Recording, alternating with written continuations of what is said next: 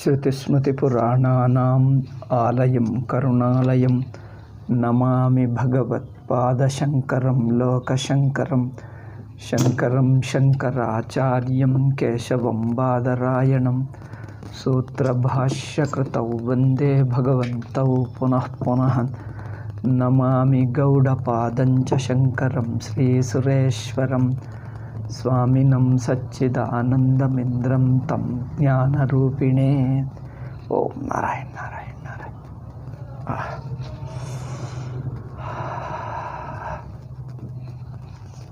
Yeah,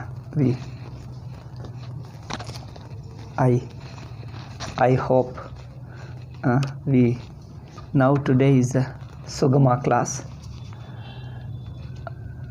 I hope my changed what you say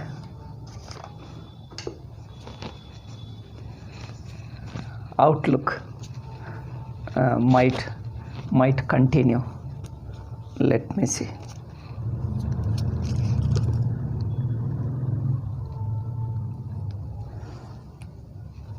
Adhyasa, the point which we were discussing was that Adhyasa, Purvapakshi said, Adhyasa requires Atma to be Vishaya. Second thing is Vishayatvam. Vishayatvam is required for Adhyasa. And it is only due to Adhyasa that Atma becomes a Vishaya. Atma becomes an object of thought. Isn't this Anyonya Ashraya, mutual dependency? ननु एवं अस्मत् प्रत्यय विषयतां विना नाध्यासः इत्युक्तं भवति। तद् विषयताध्यास कार्यमेवेति परस्पर आश्रय स्यात्. This is leading to us mutual dependency. So which one is first, which one is later? For this Siddhanti replied, Adhyasa samakalameva ubhaya nirvritte. Simultaneously. What Siddhanti said was, it is simultaneous. That Atma becoming an object of thought, that is a Vishaya, and also Adhyasa, both are simultaneous, because Atma becoming an object of a thought, that is a Vishaya, is only for the purpose of Adhyasa, not otherwise. Atma by itself is not an object of thought. Atma by itself is not an object of thought. It is an independent of thought. Thought is a part of consciousness, or thought is within consciousness. Consciousness is not an object of a thought. See, consciousness is not an object of thought. Pure consciousness. Thought itself appears in the consciousness. In other words, thought is a form of consciousness, isn't it?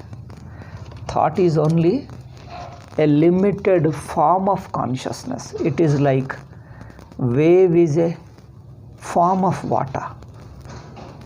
Wave is a form of water. Similarly, thought is only a form of course, there are two types of thoughts. One thought objectifies. One thought has an object. Any thought generally requires an object.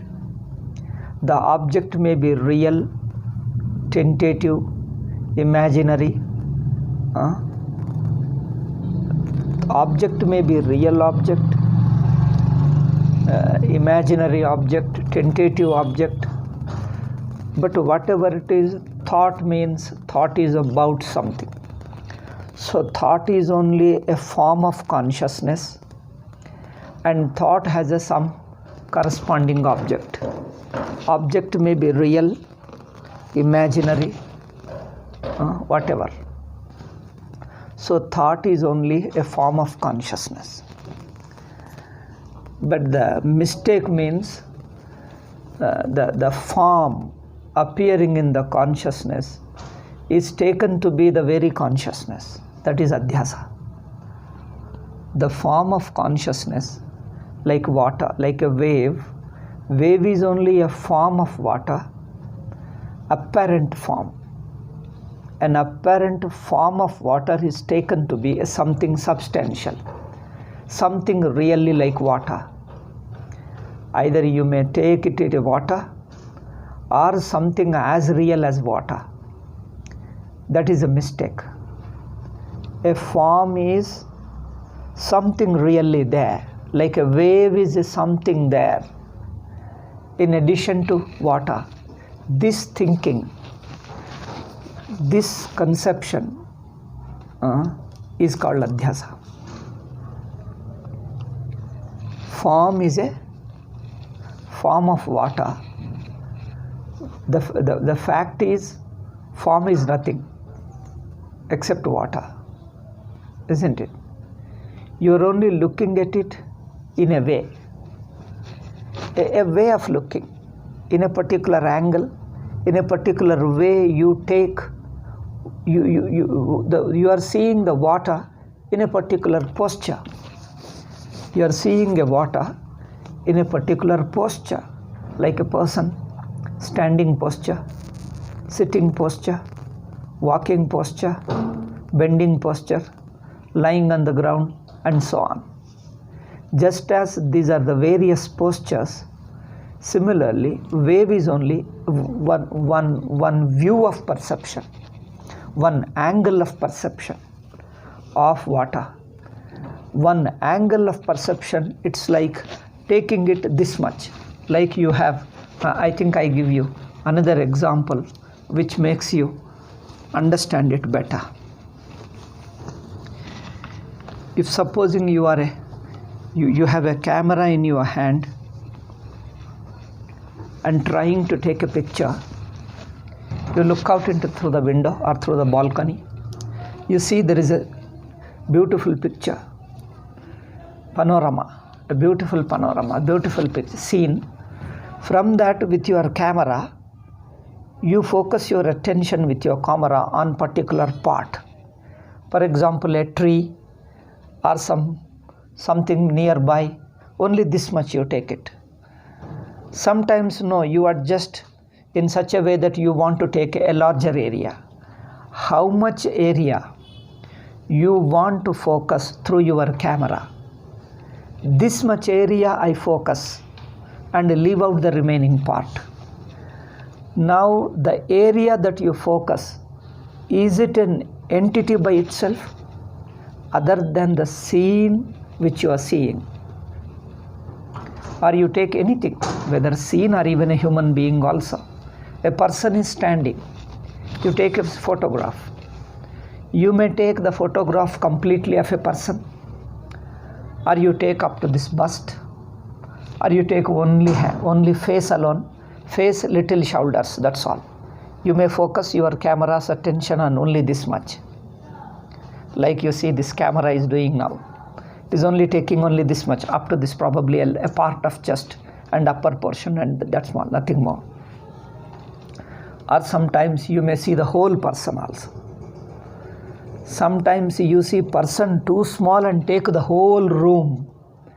You may take the complete room, and a person is also a small part in it. Now here you see, you are selecting the scenery in a different variations, in varied ways. One is you take the only face, Another is take up the bust, we call them up to chest. Sometimes you take up to the waist. Sometimes you may take up to even the legs also. Sometimes you add the scenery behind also. The chair he is sitting or the mat he is sitting, you include the mat. You include something else by his side, a table or a teapot, something. Sometimes you include the whole room into him. Now you see, from the face to the whole room. In these things, how many variations are there? Now these different parts you focus and take picture. Now tell me, all these different parts are independent existences? Are the same one you are focusing your attention in different ways and take only that part? I don't know if there is any word to call this. What part, what area of a person you focus your attention and take it. You focus attention of your camera and the person only one part of it. This much, this much, this much, still larger, larger. Now these various points, what do you call them? Are all they different objects, different entities? Are they only different views of the same one? Different views, way of looking, different visions, or different, what you call them? Visions only. Different visions of the same thing. Different visions of the one entity. Similarly, water is the real entity. Wave is only one vision of it, one perception of it. Similarly, Vacharambhanam Vikaro Namadheyam. This is what Shastra says.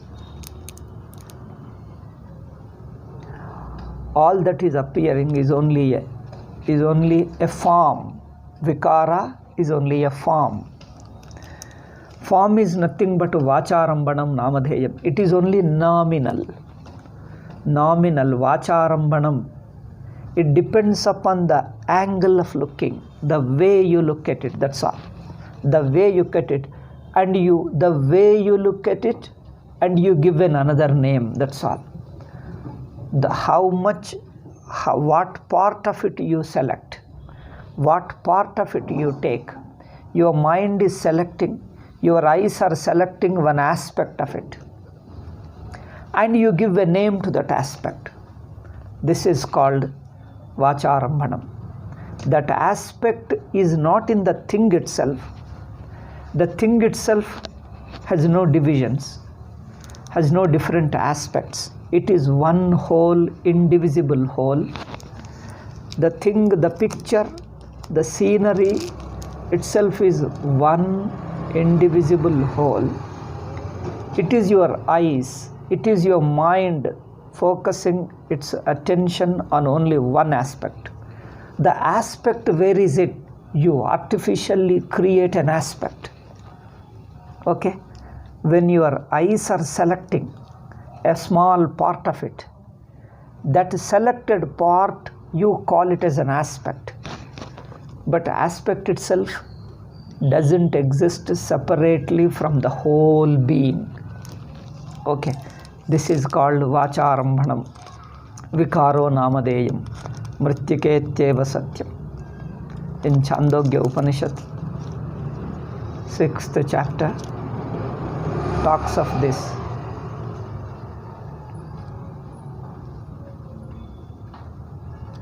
Vacharambhanam Vikaro Namadheyam. Otherwise there is nothing. Similarly, the wave is only the aspect. That much your mind has selected to view.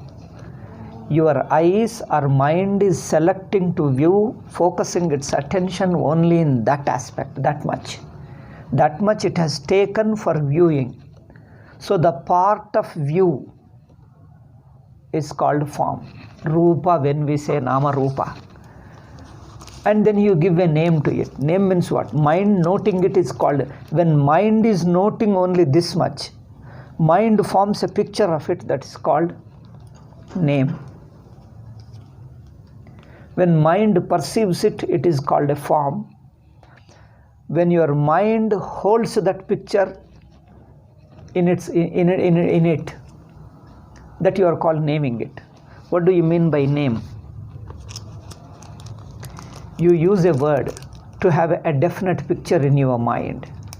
The picture you can repeat it, then you give it a name, isn't it? What is simply flashes and disappears, you can't give a name. What remains stable in your perception, what you can perceive again and again, then you give a name to it. Naming means the mind has a fixed opinion. Mind has a fixed picture about it. Mind has a fixed the picture in itself. Then you give that fixation is called a name. Okay, Vacha Arambhanam. It is only depending on Vacha Arambhanam. Shankaracharya interprets it as Arambhanam means Alambanam, because in Vedic Prayoga Ra, La are exchanged. Arambhanam means Alambanam. If you take Arambhanam, it begins by walk, begins by speech. Speech means name. It begins owing to on account of your speech, on account of your speaking like that. Shankaracharya take Arambhanam as Alambanam. It depends upon your speech. Means you want to take it that way and you took it, that's all. It depends upon your looking, your viewing.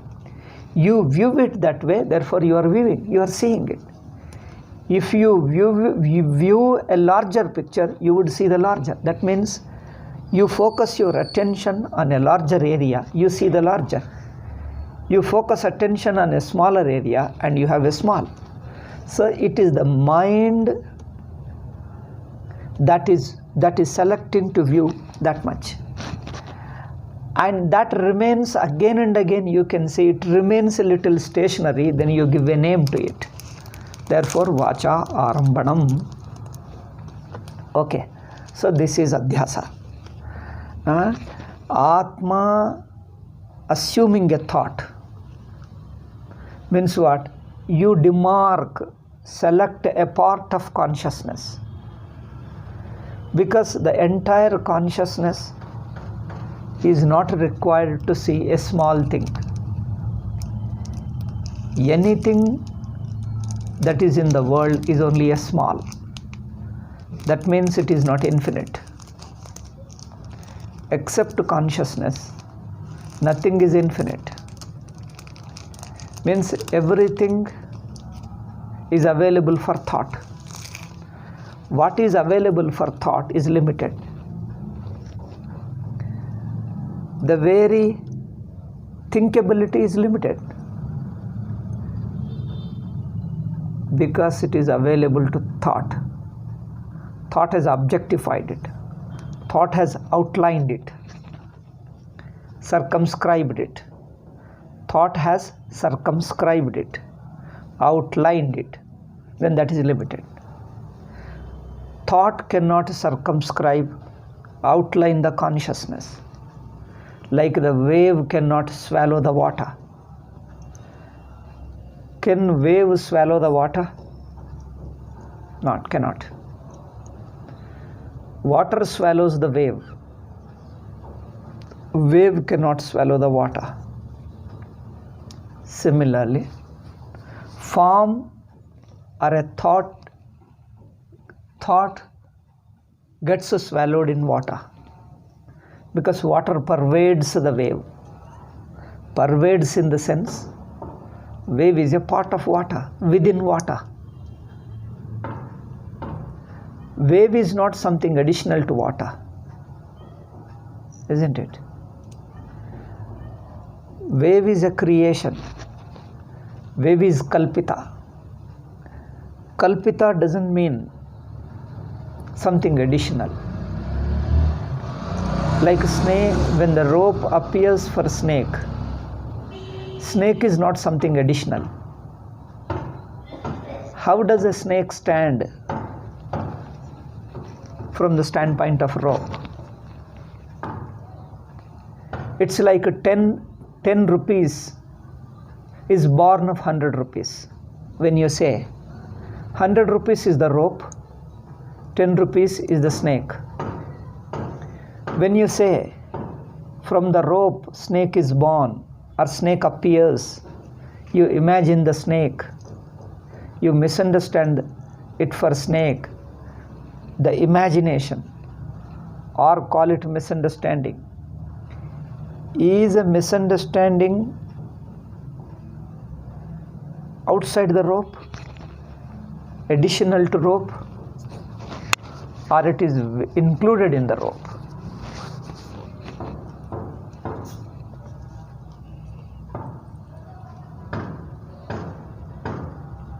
Like 10 rupees are included in the 100 rupees. Because nothing, any number within 100, you imagine.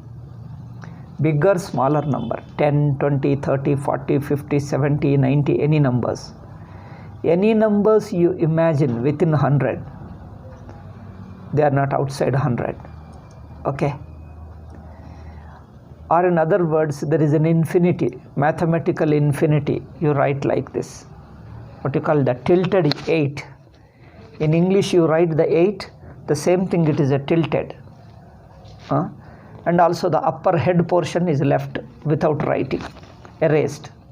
They write it like this symbol is called infinity. Any number you imagine, is the number part of infinity or additional to infinity? See, it is an interesting thing. Any number you imagine, is it part of infinity or additional to infinity? Additional has no meaning.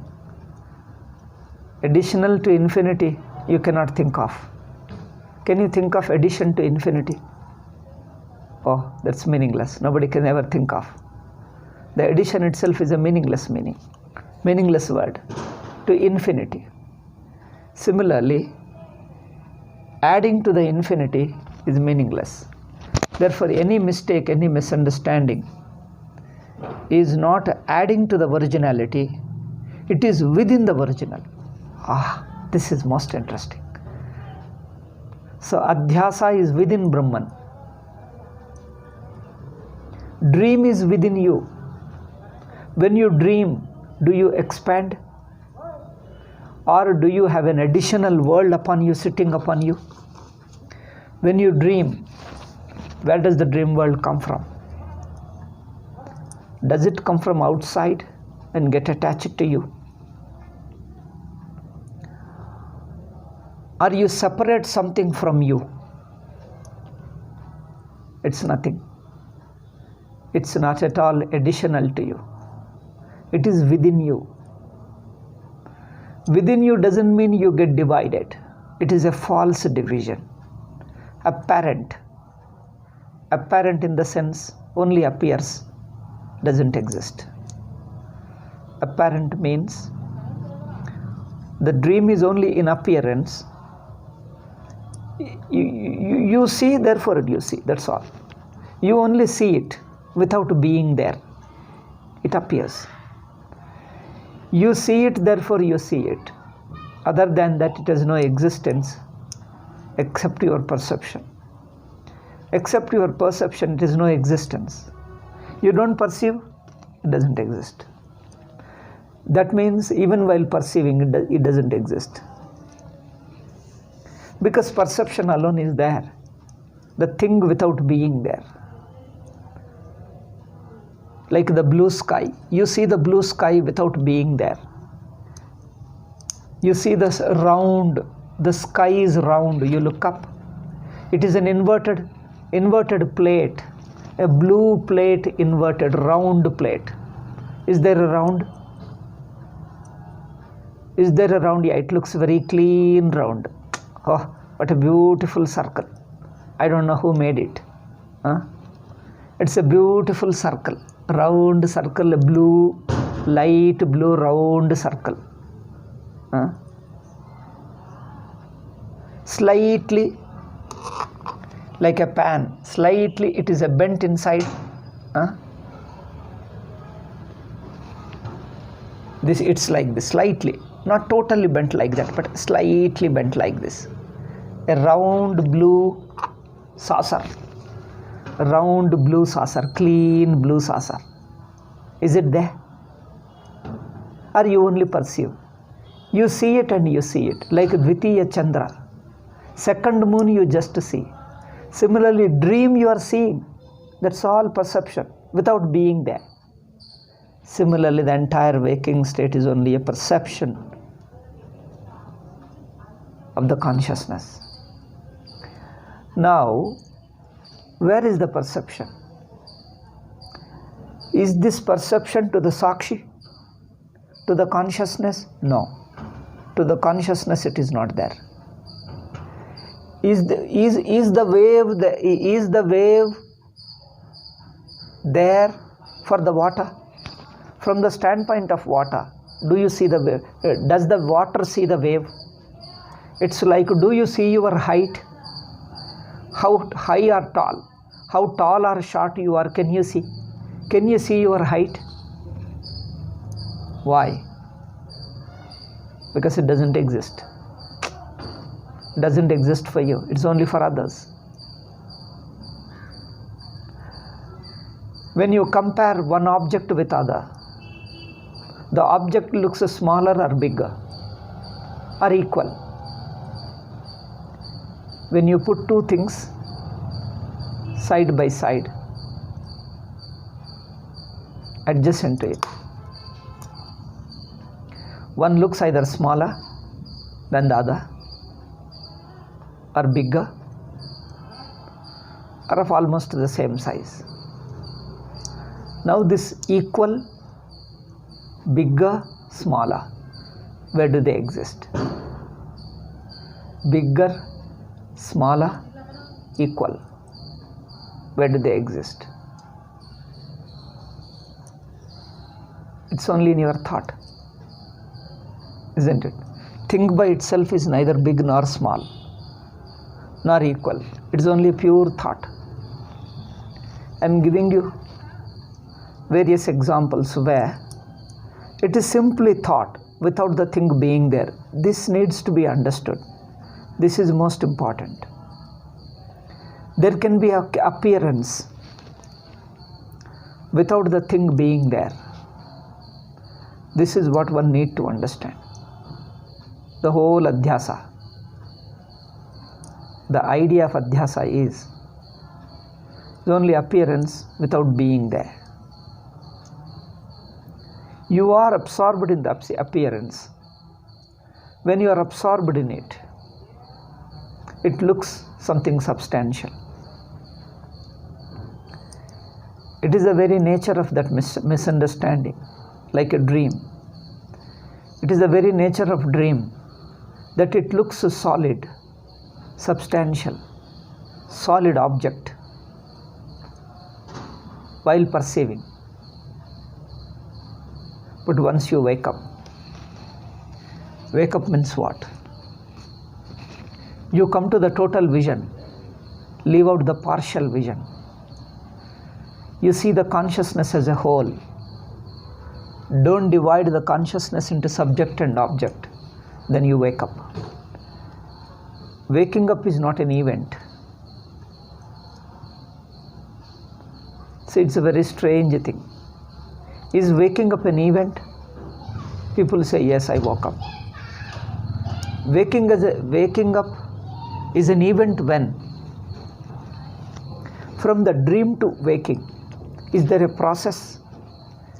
Is there an action? You are moving from dream and reaching the waking. Can you say like that? Yes, you started from dream,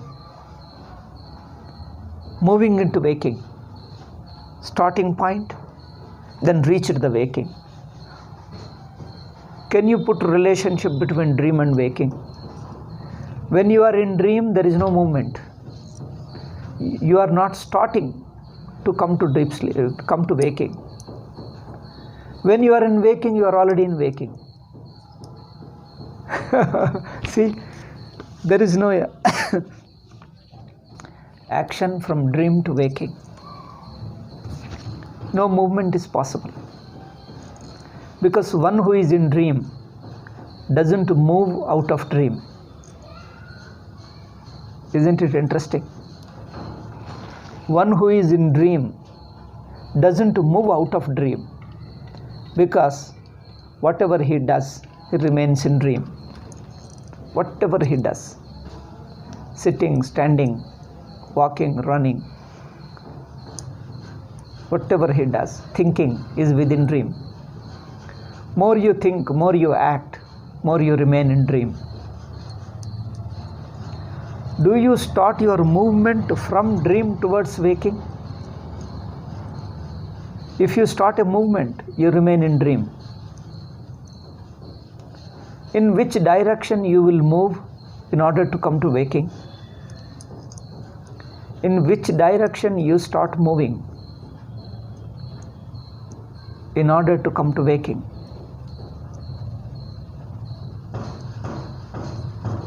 No direction. All directions are within dream only. There is no direction. Any direction you move, any length of time you move, any distance you move, you continue to remain in the same dream. Isn't it? In any direction you move in dream, any length of time, any distance you move, any kind of movement, any kind of activity you do,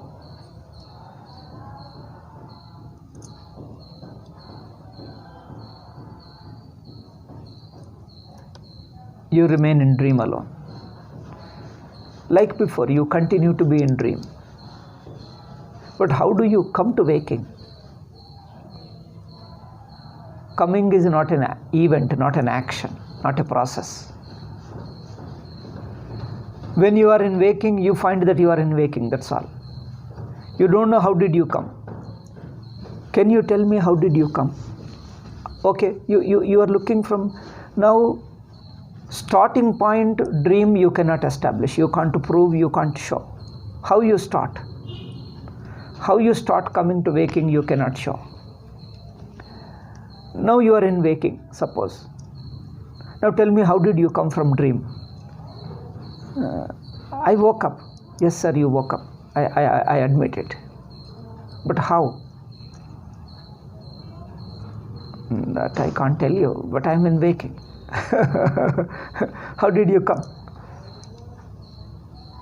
That means there is no process between dream and waking, because they don't exist simultaneously, nor they exist in a sequence. Dream first and waking later. You can't put a sequence between the two. Can you put? Dream first and waking later? No. Because to be sequenced, there should be a common time series or common space. There should be common space. In space, you can imagine, supposing in this space, this is one finger and this is the next finger, okay, side by side. You can imagine, because there is a common space between two fingers. This is one and this is by its side. One you do and next. After a few seconds you reach the next point. So there should be a series of time. There should be an extension of space. Space is an extension. Time is a series. Okay. Our Naiyayikas have explained like this. Our Indian darshanas have explained the time and space simply in a common man's terms. extension is called space. Series, a process, is called time. A process is called time. An extension is called space. Okay. See how the space is understood. The idea of extension. Mind entertains an idea of extension. Vyapakata, spreading. The idea of spreading is called space. The idea of process, one after the other. Idea of a sequence. Idea of a process or a sequence is called time. Now, is there an idea of extension from the dream to waking? When your mind is in dream, from there do you say that you are extending to waking? No. No thought. In fact, dream ends. All extension, all process, all thinking, all relationship, everything, there is no dream, that's all. There is no dream. And you are in waking? Yes, I am in waking. How? I don't know. I am in waking. That's what I can say. I am in waking. That's all. How, why? Don't ask me, because I don't know. Who should know?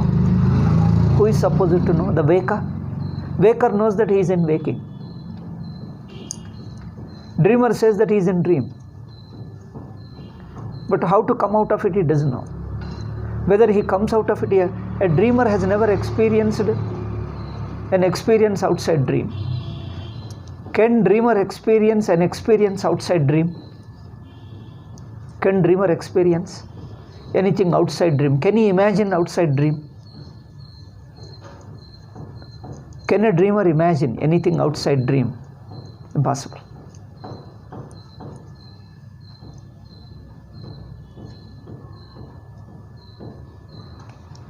Can a waker imagine outside dream, outside waking? Oh yes. He can recall the dream. Recall the dream is a part of his waking. In the waking, he is imagining that he had a dream and then he passed, and now he is in waking. He had a dream in the past, and now he only thinks, but he is not able to show. How did you go to dream, or how did you come back from dream? Tell me. That too, I have to leave the waking and go to dream once again and check how did I come back. But if I give up my waking, then I don't exist. How can I prove? When I give up waking, I just don't exist. This much is sure. Now with this analysis, with this examination, we understand dream and waking are mutually exclusive. Okay? They are not interrelated. Dream is not related to waking. Waking is not related to dream.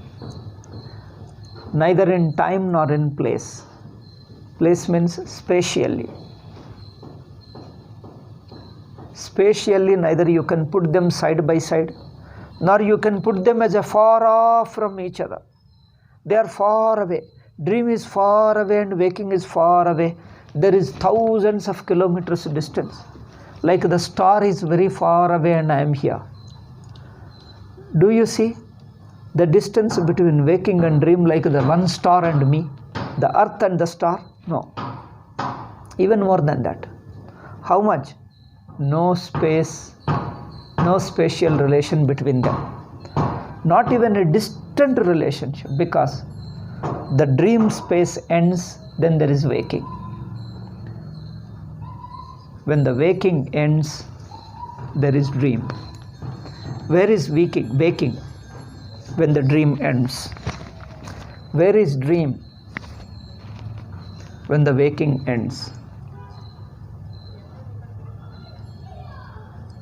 Where is waking when the dream ends? Where is dream when the waking ends? It's totally unconnected. Now with this analysis, with this examination, one thing I want to say, there is one common thing which is able to see both. Okay? Both may not be connected. Waking and dream may not be connected. They are not connected. That we can see very clearly. Because we can't establish any connection whatsoever.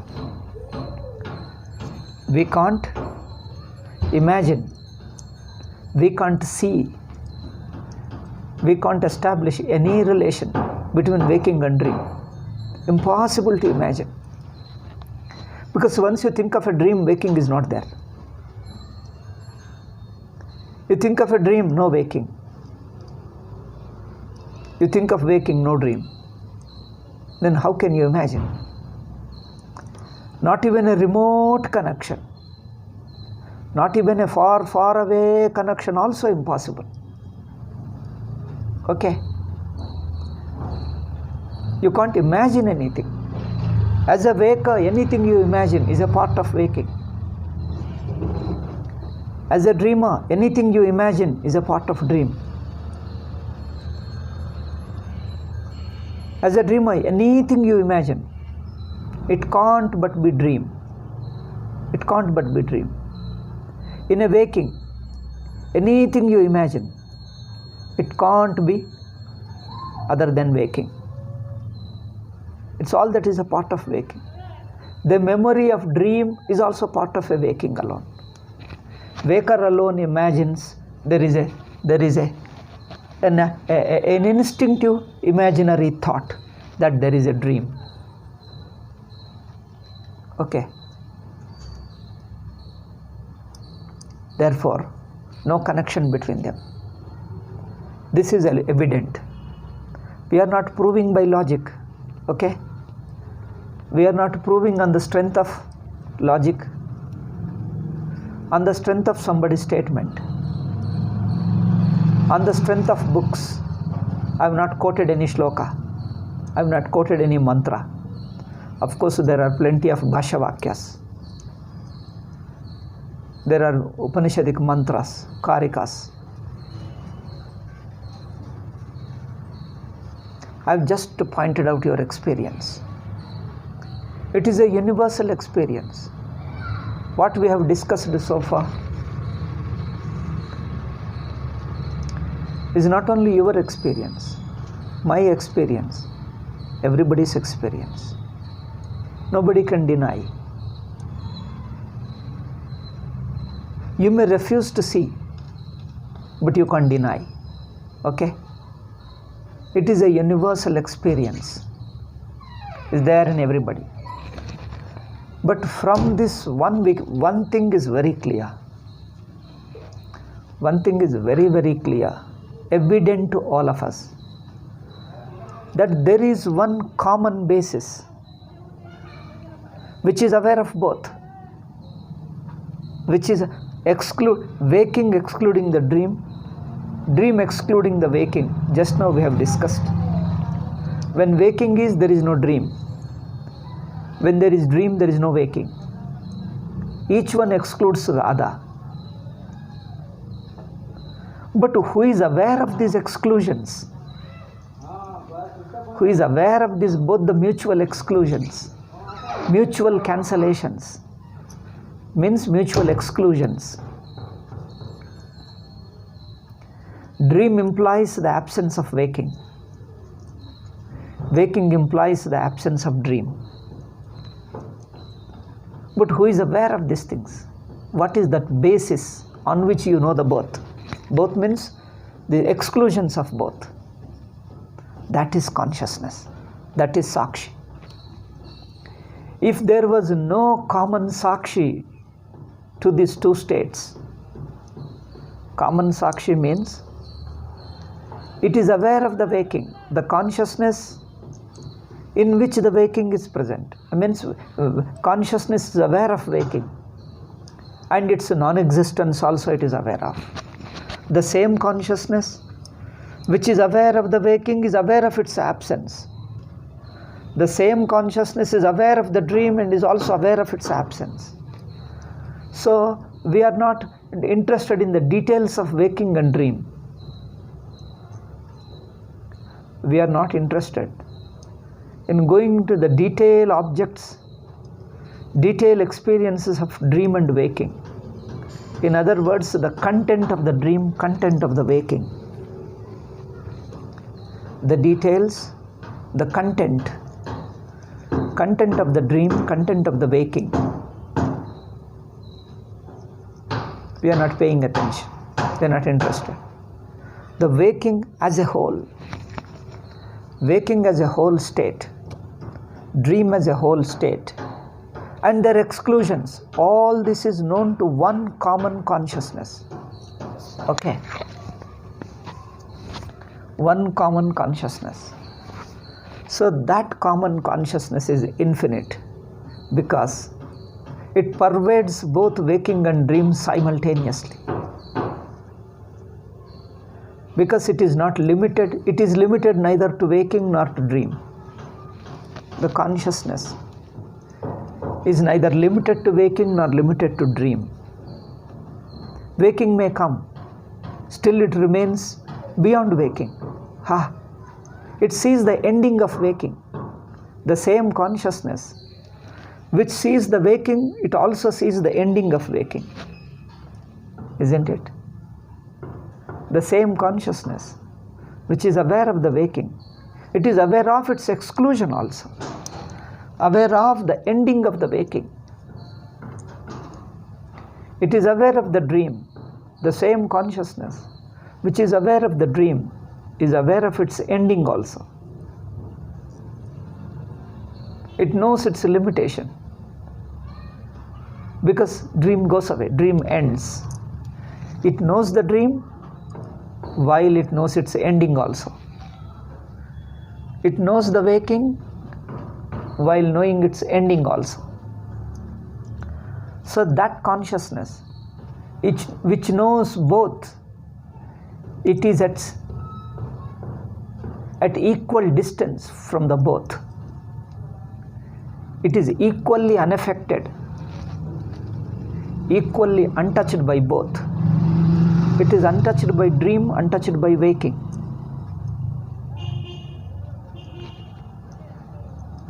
It is same, self-same. It doesn't change. Whether it is a waking or dream, it is a material. The consciousness doesn't know whether it is waking or dream. Doesn't know in the sense, doesn't make any difference. I am conscious. It may be waking, okay. It may be dream, okay. Both may not be there, okay. I continue to be conscious. Consciousness remains consciousness. Okay. The waking may be there, may not be there. Dream may be there, may not be there. Waking and dream, the ending of them, excluding of them, is known to the consciousness. Then only we can know the ending of them. Otherwise it would not be possible. So the consciousness itself is independent of both the states, unaffected by both the states, untouched by both the states. It is on its own. So that's what is Sakshi.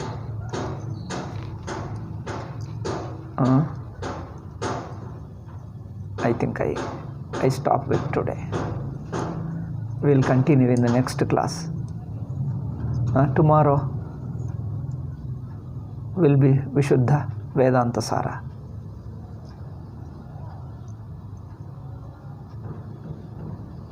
Okay. Om. Shanti, Shanti, Shanti. Hari Om Shri Gurubhyo Namaha. Hari Om Tat Sat.